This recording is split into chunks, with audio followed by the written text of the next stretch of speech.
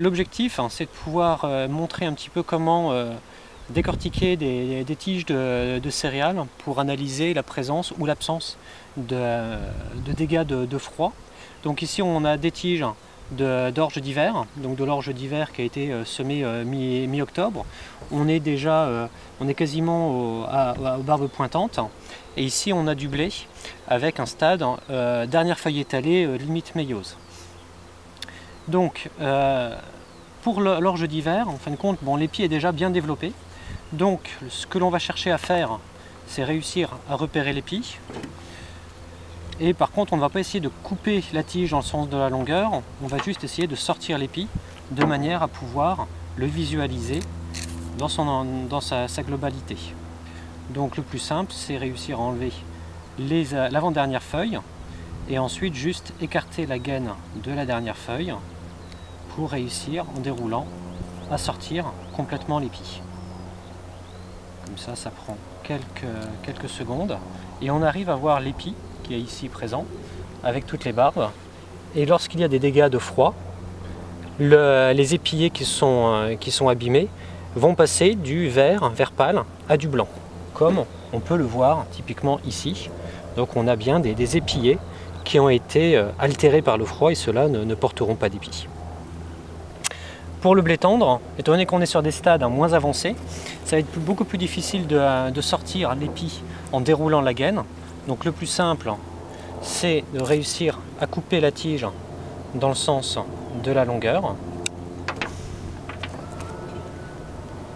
de manière à dévoiler l'épi tel qu'il est présenté ici. Faire attention de ne pas trop le couper, sinon le diagnostic après sera difficile à établir. Et voici un exemple d'épi que je viens de sortir.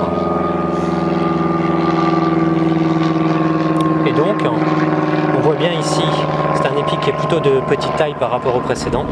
On voit à la base des épillés qui sont peu développés, qui sont vraisemblablement altérés, non pas par le gel, mais plutôt par des carences soit azotées, soit du stress hydrique.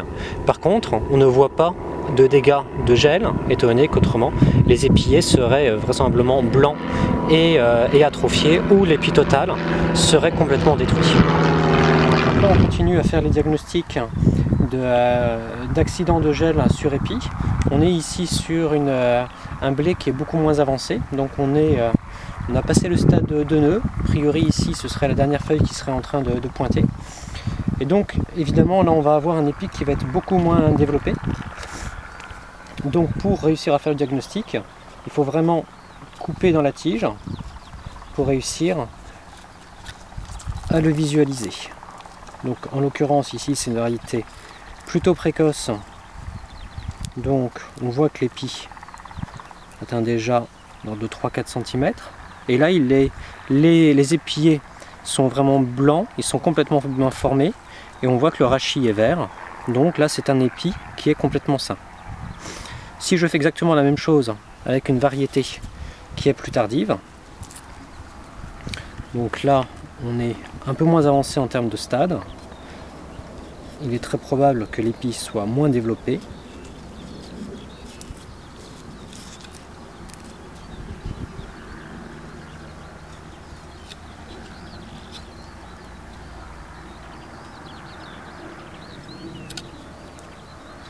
Et effectivement, voilà, on a réussi à séparer l'épi.